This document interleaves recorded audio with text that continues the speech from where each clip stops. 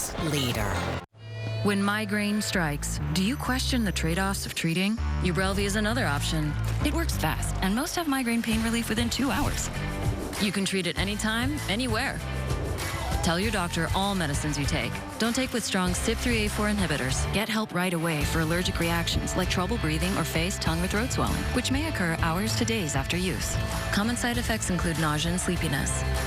Migraine pain relief starts with you. Learn how AbbVie could help you save on Ubrelvy. These hands care for the herd. My hands need to be tough and sensitive. When my hands are dry and cracking, it's hard to do my job. That's why I use O'Keeffe's. It's America's #1 selling hand cream for guaranteed relief. And if it works for these hands, it'll work for yours. Also try our new hand and body lotion. I would never forget the picture that I have. I'm the only one that's not smiling. Even though I'm with my close friends, I felt alone. I didn't feel pretty. I didn't feel confident. When I got Invisalign, I built my confidence. It was the best investment that I could do.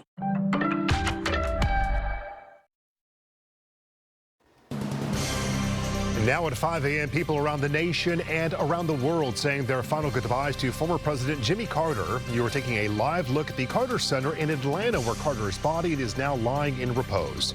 Coming up, we have details on his services in Georgia and D.C. over the upcoming days. And police are searching for the hit-and-run driver who killed a man on a scooter in South L.A. The victim was found laying in the middle of a busy intersection. What we know. I was just dropping off my friend because I'm the DUI tonight. You're the DUI tonight? Yes, sir. Do you mean to say the DD? Plus, a driver Murrieta accidentally mixes up what he was trying to say to a police officer. We're going to show you that body cam video and what he told police.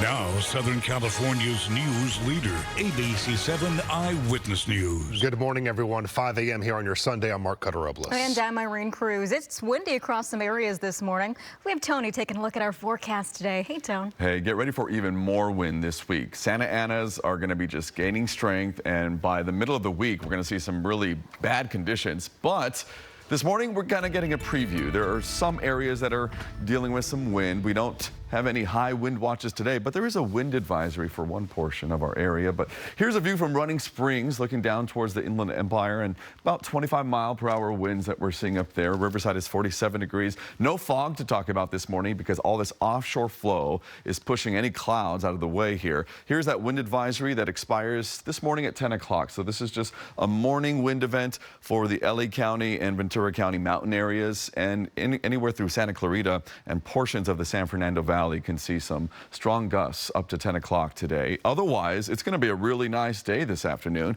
Downtown is going to warm up compared to yesterday. It's 73 degrees. Now all these temperatures go above average by a couple of, maybe 5 degrees or so. 74 degrees, Inland Orange County, Inland Empire. The coast will see temperatures about 66 degrees, mountains 54, high desert 63, and the low desert 76 degrees towards Palm Springs. But Mark and Irene, in a couple minutes, will break down some of those Santa Ana winds coming this week. Okay, Tony, thank you. The national farewell to former President Jimmy Carter, it continues this morning. We take a live look from Atlanta, where former President Carter will continue to lie in repose until Tuesday morning. ABC's Rena Roy has the latest on how his family and the public are paying their respects. Former President Jimmy Carter now lying in repose at the Carter Presidential Center in Atlanta. His grandson, Jason Carter, honoring the work of the organization his grandparents started. While we mourn my grandfather's passing, I know in my heart, and you all do, that his legacy will live on, not only because of the millions of people that he touched across the globe, but very specifically because of your spirit and your knowledge and the work and the track record that you do every day. The public now visiting the Carter Center to pay their respects to the 39th President of the United States. Hundreds lined the route on Saturday as his funeral procession traveled from Plains to Atlanta, some saying they felt obligated to pay their respects.